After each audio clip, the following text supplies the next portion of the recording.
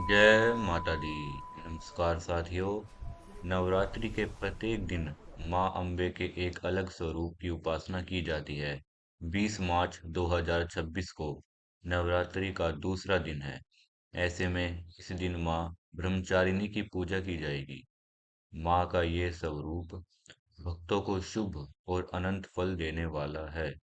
इस रूप में माँ श्वेत वस्त्र से सुशोभित हैं और उनके दाहिने हाथ में जपमाला तो वहीं बाएं हाथ में कमंडल है। आइए अब आगे बढ़ते हैं और माँ ब्रह्मचारिणी का मंत्र और उनका प्रिय भोग जानते हैं। माँ ब्रह्मचारिणी मंत्र। ओम देवी ब्रह्मचारिणी नमः। ये माँ ब्रह्मचारिणी का मंत्र है। अब आगे बढ़ते हैं और माँ ब्रह्मचारिणी का प्रिय भोग क्या है ये जानते हैं। माँ ब्रह्मचारिणी का प्रिय भोग। माता ब्रह्मचारिणी का प्रिय भोग शक्कर, मिश्री, खीर व दूध है। जय माता दी। अब साथियों माँ ब्रह्मचारिणी की पावन कथा को आरंभ करते हैं। माँ दुर्गा की नव शक्ति का दूसरा स्वरूप ब्रह्मचारिणी का है। यहाँ भ्रम का अर्थ तपस्या से है। माँ दुर्गा का यह स्वरूप भक्तों और सिद्धों को अनंत फल देने वाला है। इनकी उपासना से तप, त्याग, वैराग्य, सदाचार और संयम की वृद्धि होती है। ब्रह्मचारिणी का अर्थ तप की चारिणी यानी तप का आचरण करने वाली से है।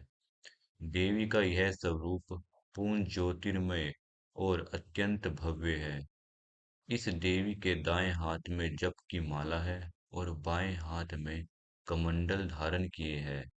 देवी ब्रह्मचारिणी की कथा के अनुसार पूर्व जन्म में इस देवी ने हिमालय के घर पुत्री के रूप में जन्म लिया था और नारद डी के उपदेश से भगवान शंकर को पति रूप में प्राप्त करने के लिए घोर तपस्या की थी। इस तपस्या के कारण इन्हें तपचारिणी अर्थात ब्रह्मचारिणी नाम से अभिहित किया गया यानी कि जाना गया। 1000 वर्ष तक इन्होंने केवल फल फूल खाकर बिताए और 100 वर्षों तक केवल जमीन पर रहकर शाख पर निर्वाह किया। कुछ दिनों तक कठिन उपवास कुछ दिनों तक कठिन उपवास रखे और खुले आकाश के नीचे वर्षा और धूप के घोर कष्ट सहे। 3000 वर्षों तक टूटे हुए बेल पत्र खाए और भगवान शंकर की आराधना करती रही। इसके बाद तो उन्हें सूखे बेलपत्र खाना भी छोड़ दिया। कई हजार वर्षों तक निर्जल और निराहार रहकर तपस्या करती रही।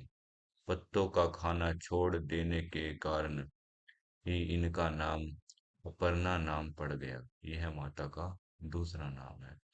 कठिन तपस्या के कारण देवी का शरीर एकदम क्षीण हो गया। देवता, ऋषि, सिद्धगण, मुनि सभी ने ब्रह्मचारिणी की तपस्या को अभूतपूर्व पुण्य कृत्य बताया और कहा, हे देवी, आज तक किसी ने इस तरह की कठोर तपस्या नहीं की। यह तुम्ही से ही संभव थी।